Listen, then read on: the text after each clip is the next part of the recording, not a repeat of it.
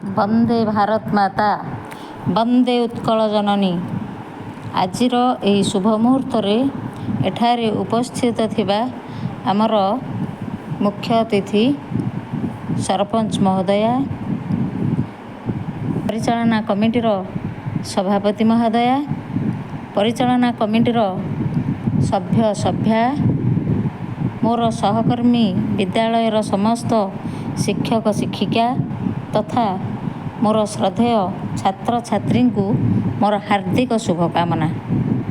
ଆଜି ଆମେ ଦେଶରେ 78ତମ ସ୍ୱାଧୀନତା ଦିବସ ପାଳନ କରୁଛେ। ସମସ୍ତ ଜନତା ଗୌରବମୟ ଭାରତ ଗଠନ ଯାତ୍ରାରେ ମିଳିତ ହେବା ଉଚିତ, ଯାହାଫଳରେ ଆମ ଦେଶ ବିଶ୍ୱ ଦରବାରରେ ମଜବୁତ ହୋଇପାରିବ।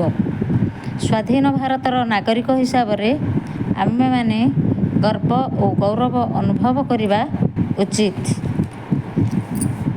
ଦେଶର ଇତିହାସ କହେ, ସ୍ୱାଧୀନ ଭାରତ ନିର୍ମାଣରେ ଅନେକ ସ୍ୱାଧୀନତା ସଂଗ୍ରାମୀ ଯେପରି ଗାନ୍ଧୀଜୀ, ନେତାଜୀ, ସର୍ଦ୍ଦାର ବଲ୍ଲଭଭାଇ ପଟେଲ, ନେହେରୁ, ଚନ୍ଦ୍ରଶେଖର ଆଜାଦ, ବାଲ ଗଙ୍ଗାଧର ତିଲକ, ଭଗତ ସିଂ, ଗୋପବନ୍ଧୁ, ବିର୍ସା ମୁଣ୍ଡା, ବୀର ସୁରେନ୍ଦ୍ର ସାଏ, ବକ୍ସି ଜଗବନ୍ଧୁଙ୍କ ପରି ଅନେକ ପବିତ୍ର ଆତ୍ମା ଯେଉଁଭଳି ତ୍ୟାଗ ଓ ଆତ୍ମବଳି ଦେଇଯାଇଛନ୍ତି, ସେଥିପାଇଁ ଆଜିର ଦିନରେ ଆମେ ସମସ୍ତେ ସେମାନଙ୍କୁ ଶ୍ରଦ୍ଧାଞ୍ଜଳି ଜଣାଇବା।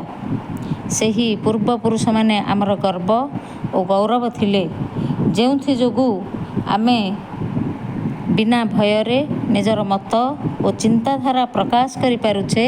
ସେମାନଙ୍କର ସ୍ୱପ୍ନକୁ ସାକାର କରିବା ପାଇଁ ଆଜି ଭଳି ଦିନରେ ଆମେ ସବୁ ସଂକଳ୍ପ ଓ ଶପଥ ନେବା। ସବୁ ନାଗରିକ ଉନ୍ନତ ଗୌରବମୟ ଭାରତ ଗଠନ ଯାତ୍ରାରେ ନିଜକୁ ମିଶାଇ ଦେବା।